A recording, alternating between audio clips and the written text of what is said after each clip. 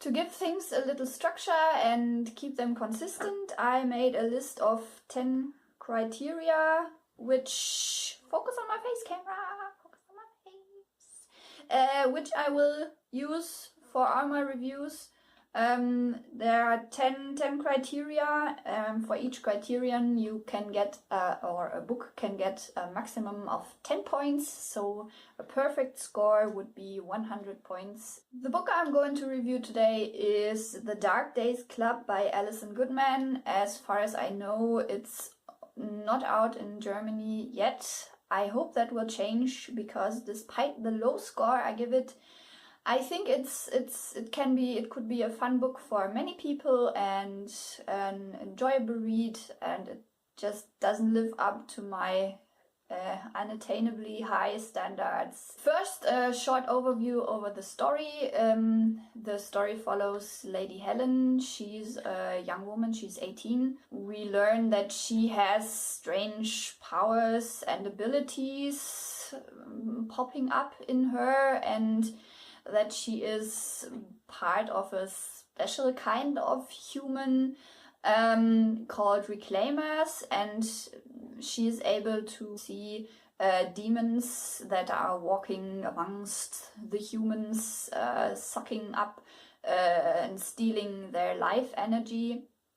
And the job of the reclaimers is to stop these demons and exterminate them. Criterion 1 is the main characters, and the Dark Days Club has one main character, which is Helen, and it's really sad because we see some of her inner life, we see her thoughts and some emotions, but when it comes to the main conflict, to the question if she wants to be a housewife and a gracious hostess and married with children and rich and beautiful and all this, or if she wants to be an possible outcast, living in danger, fighting physically, living amongst people who she doesn't know if she can trust them. We never really see her deal with this question. It's always, well, do I want to be safe? Or do I want to live in danger and fight and protect humanity? And it's one duty against the other, but I never got the feeling that she really has an idea of what these duties mean to her personally, and why she would accept one duty or the other. She never projects herself into the future. What would this life be like? What would the other life be like? She never writes her fanfics about her own life. And so it stays superficial. It stays at the level of safety or danger. Safety or danger? Safe guy or dangerous guy? Safe life or dangerous life? Safe choices or dangerous choices? And it's really, it's a pity, especially since she you know, for people today, it's like, yeah, fighting demons, being a better princess, going to war for humanity. You know, this is an kind of an instinct by now, because we are profiting off of these waves of feminism that have swept society and opened up more choices for women and girls. But in her time, this hadn't happened yet, and I would have loved to see her perspective, to see her force her own way, go her own thoughts, have these realizations that do I have to do this because I am a woman? Is this fair? Do I feel this is fair? If I feel it's fair, why do I feel it?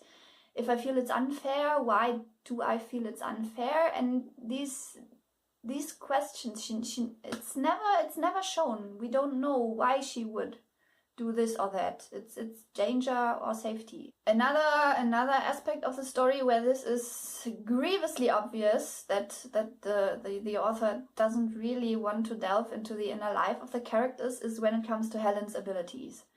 We have a scene where she's at a ball and she's walking, and then it's like, oh, suddenly everything is very, very, very, very loud.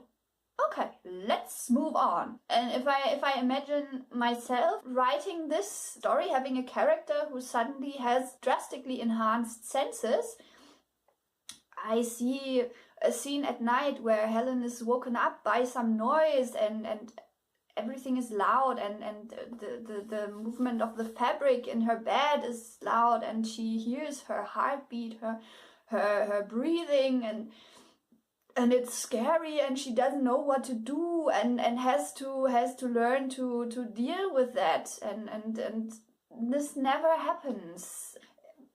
Wow, I'm curious. I feel like the author isn't really, not that she's not interested, it's just that it didn't occur to her that this could be something that's hard to deal with, that's scary, that you would have to need to come to terms with, and that just never happens.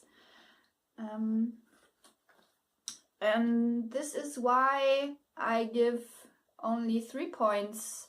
Second criterion, side characters. Here we have Darby. Darby is Helen's personal maid, and we learn that Helen promoted Darby to personal maid, even though someone else had seniority over her or had more right to this spot, but Helen said, no, I want Darby, and we never learn why. And then when Darby learns that Helen might be a demon-fighting battle princess, she says, well, my usual job is to mend your clothes and do your hair, and that's basically the same as going with you into battle and risking my life, and so why not? And you could interpret that as Darby just being the most badass person to ever live, but then again, no, because we never see her reasoned. It's never a glint in Darby's eyes like, oh, I always wanted to be a battle princess, and you know that never happens, and we don't learn what her motivations are, why she would be so loyal to Helen, why she would be so willing to get her hands dirty. It's just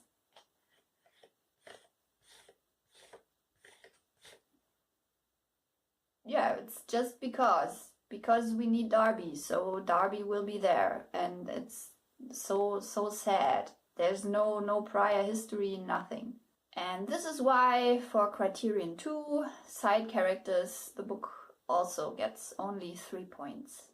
Criterion 3, relationships.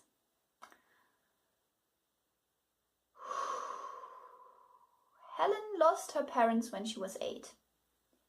She still has a brother, and she was then raised by her aunt and her uncle.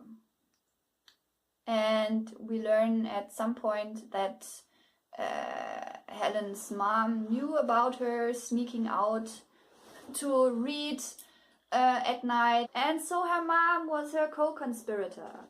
Her mom obviously had an interest in her going her own way, and later we find that Helen gets a letter from her mom, sent posthumously, where her mom says, so yeah, well, I was a reclaimer, it sucked, the other reclaimers were assholes to me, so don't become a reclaimer, marry and be happy, and here's magic potion to strip your reclaimer abilities. But you never get the feeling that she's an orphaned girl. she's never, so I mourned my mom. This is how I mourned my mom. This is how I'm still mourning, or this is how I overcame my mourning, and this is how I mourned together with my brother. This is how we distanced from each other. This is why we don't have a relationship anymore. This is why my brother is just some rag fluttering behind the plot. And this is why I have no relationship with my aunt, who would be my mother figure in this point. And Helen is basically a robot. That's it's not bad. It's okay. Be a robot. But then I want to see her say, so I'm not grieving for my mom, even though she died. This is not normal. Why can't I grieve? Why do I not feel connected to my brother? Why do I feel so distant? Why don't I connect with my mom? Why am I so different from everyone else? Why don't I relate? Why don't I attach? But that also never happens. It's normal in this world that people don't grow attached, well, outside to possible love interests who happen to be there, and it's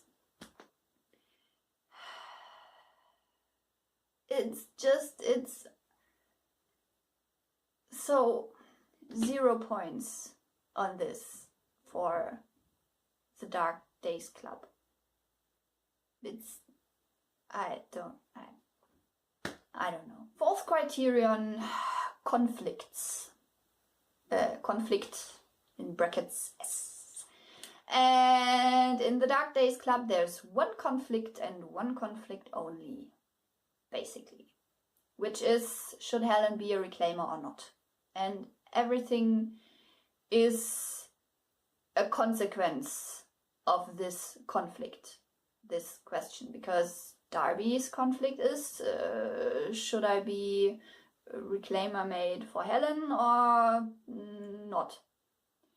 And the guys is Lord Carsten, reclaimer, Lord Salisbury, not reclaimer. And it's, yeah, that's all there is with regards to conflict, and there are no subplots. If there were relationships, then there could be more conflict and side conflicts and other conflicts. Yeah, but no.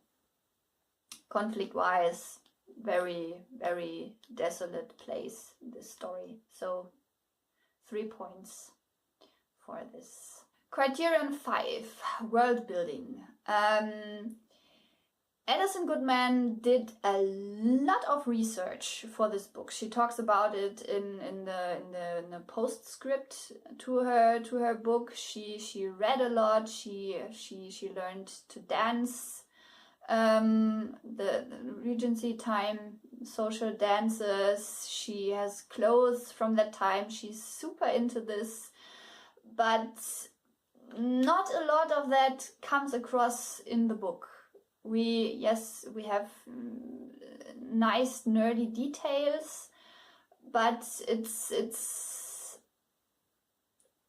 just very, very broad strokes and very much dense space in between. I don't have a clear idea of how the house in which Helen lives looks.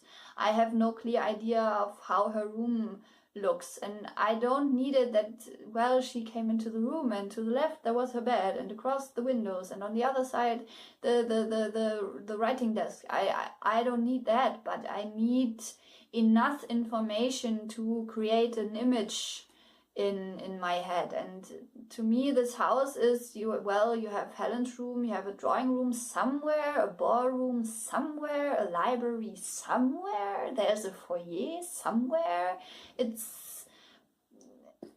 I didn't get it. What she does describe in excruciating detail are the smells of the less noble parts of London.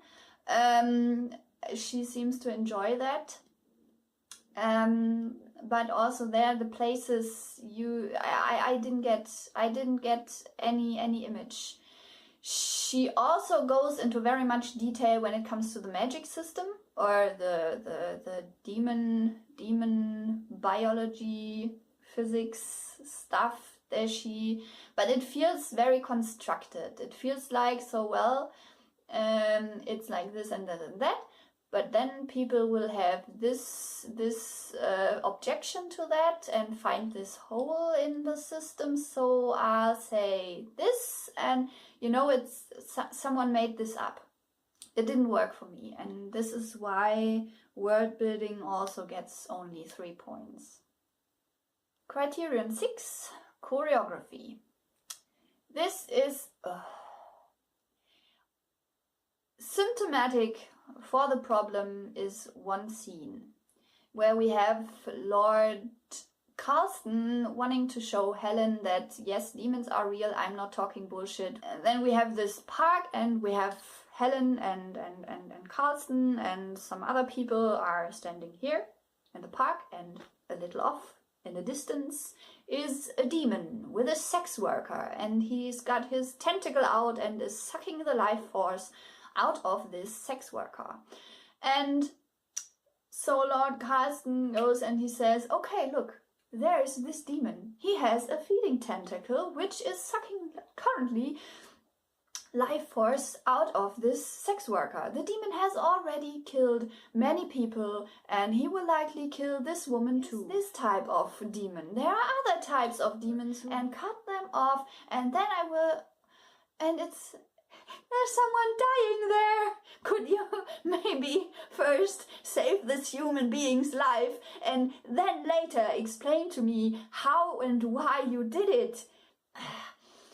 And the rest of the story, there's not much to choreograph because we have only one point of view, which is Helen's, and the story is very linear. We don't have any flashbacks. We don't have things happening simultaneously at different settings, at different places, and so there isn't much to do.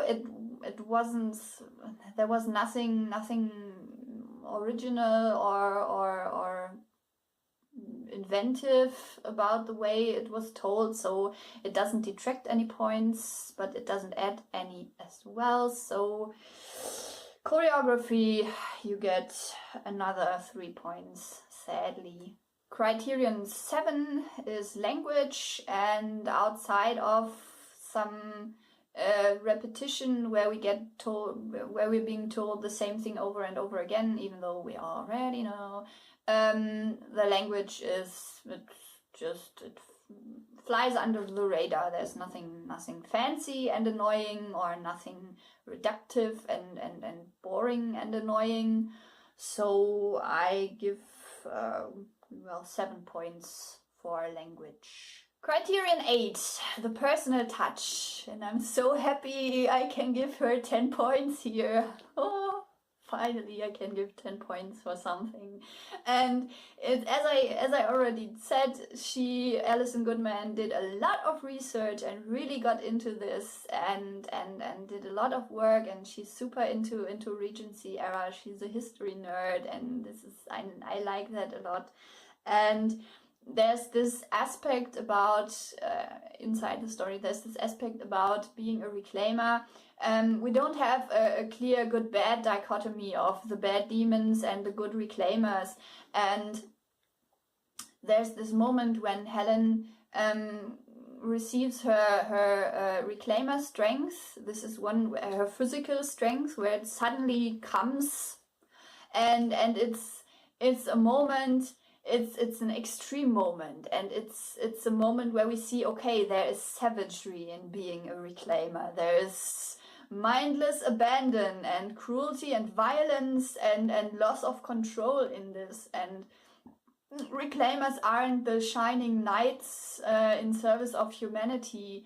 There is danger to being a reclaimer other than just having to fight dangerous demons. You can lose yourself, you can lose parts of yourself, you can lose control. And this is I like this a lot, that there was this darkness to being a reclaimer and this grittiness, and I didn't expect that after what I read before.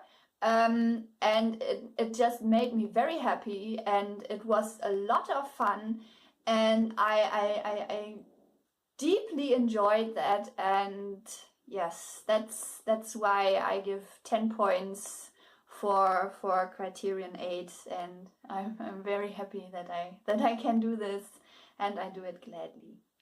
Criterion 9, DNF, didn't finish. Did I finish this book? I did finish this book. Were there moments where I thought, do I really want to finish this book? Yes, there were moments.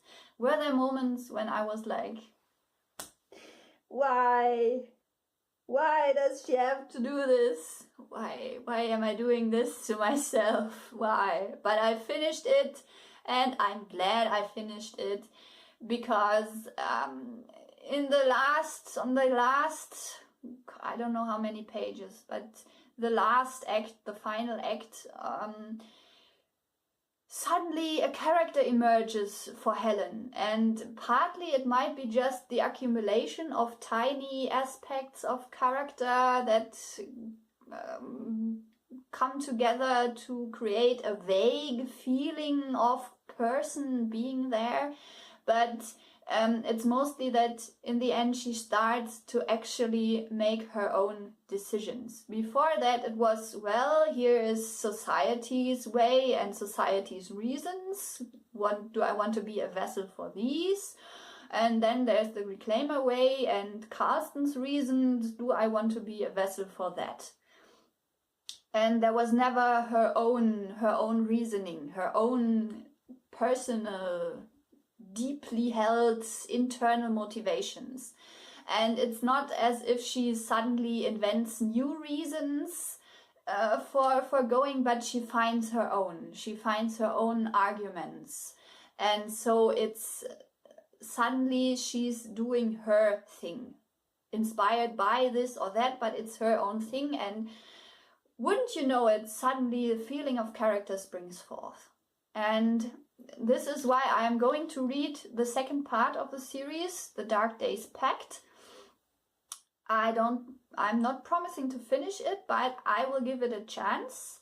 And yes, I'm glad I finished the book, and that's why she gets 5 points on this criterion. Criterion 10, fun. Did I have fun reading this book? I did.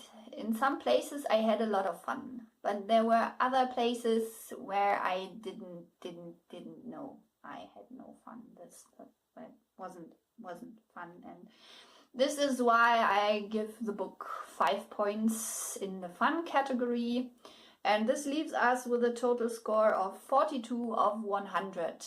I do not think that this is a bad book. As I said, I think many people could have a lot of fun with that. And it's just I have these unnecessarily high standards, and I know that, and so yes, I don't think this is a bad book. It just wasn't up to my standards, and I really hope it's translated into German so that people here can read it too and have fun with it. And I wish Alison Goodman all the best and all success.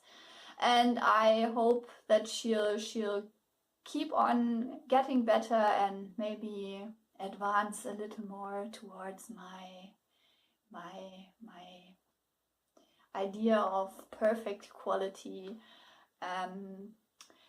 Yeah, and that's my first review. I'm done, and yeah. See you soon. Bye bye.